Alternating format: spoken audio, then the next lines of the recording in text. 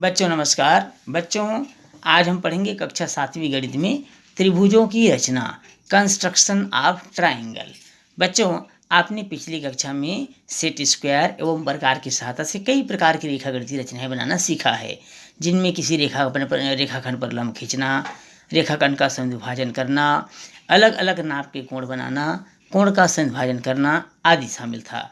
बच्चों इस अध्याय में हम त्रिभुजों की रचना करना सीखेंगे। इससे पहले चलिए बच्चों एक प्रश्न देख लेते हैं।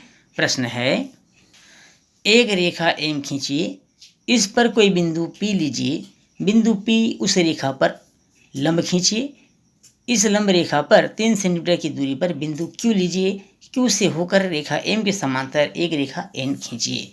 आइए बच्चों दिए गए प्रश्न को हल करते हैं। बच्चों यहाँ पर मैंने आपकी सुविधा के लिए पहले से ही रचना कर लिया है, ध्यान से देखिए और समझिए। सबसे पहले हमने एक रेखा एम खींचा बच्चों, बिना नाप का है। रेखा एम हमने खींचा प्रश्नानुसार। इस रेखा एम पर हमने एक बिंदु पी लिया।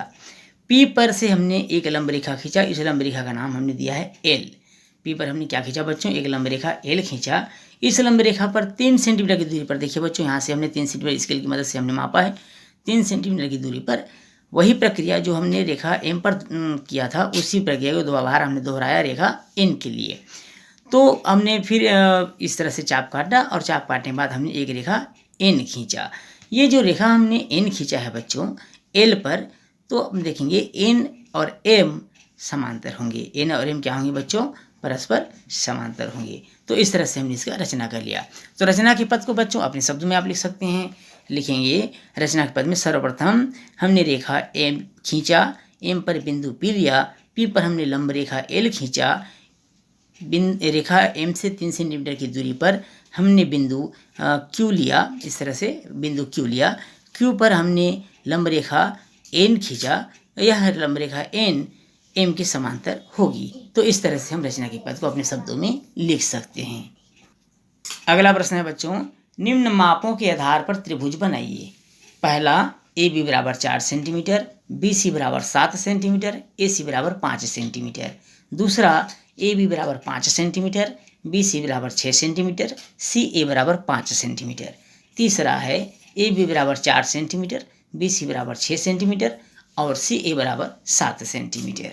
आइए बच्चों देखते हैं प्रश्न पहला को।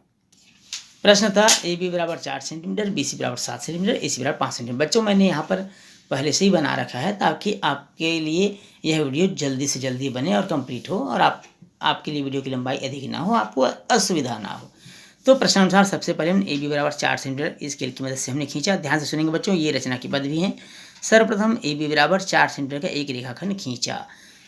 बिंदु बी से 7 सेंटीमीटर का चाप सेट करके स्केल की मदद से हमने चाप सेट किया और बिंदु बी पर से 7 सेंटीमीटर का एक चाप काटा। बिंदु ए से 5 सेंटीमीटर चाप इस प्रकार काटा जो सी पर मिलता है। कहाँ पर मिलता है बच्चों, बिंदु सी पर मिलता है। ए सी और बी सी को मिलाया, ए बी सी अभिष्ट त्रिभुज होगा। तो इस तरह से आप बहुत आसानी से रचना कर सकते हैं, क्योंकि चाप काटना आपने पूर्व की क्लास में अच्छे से पढ़ा है। आइए बच्चों देखते हैं प्रश्न दूसरा।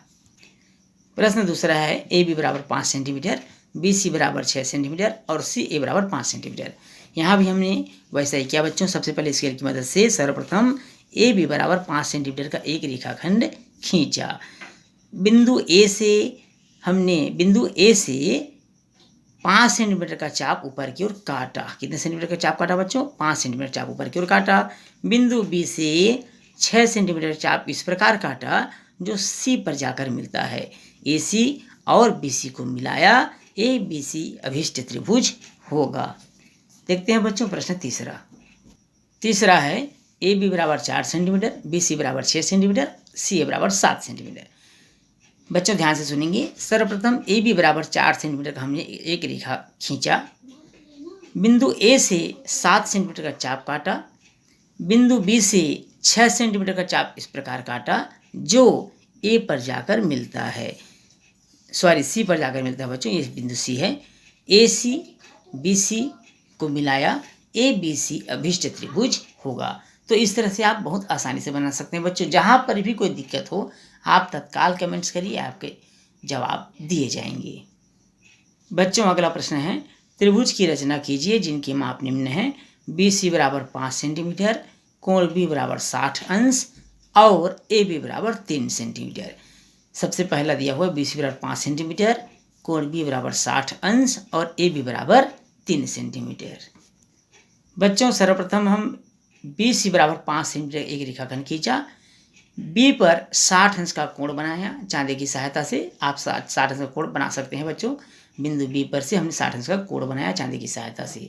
बिंदु B पर से ही 3 सेंटीमीटर का चाप इस प्रकार काटा जो A पर जाकर मिलता है। ये A बिंदु हो जाएगा। 3 सेंटीमीटर चाप हमने इस प्रकार काटा जो कहाँ पर मिलता है बच्चों, A पर मिलता है। यहाँ पर जो 3 सेंटीमीटर लिखा गया था बच्चों, 3 सेंटीमीटर इधर आएगा। 3 सेंटीमीटर चाप इस प्रकार काटा जो A पर जाकर मिलता है।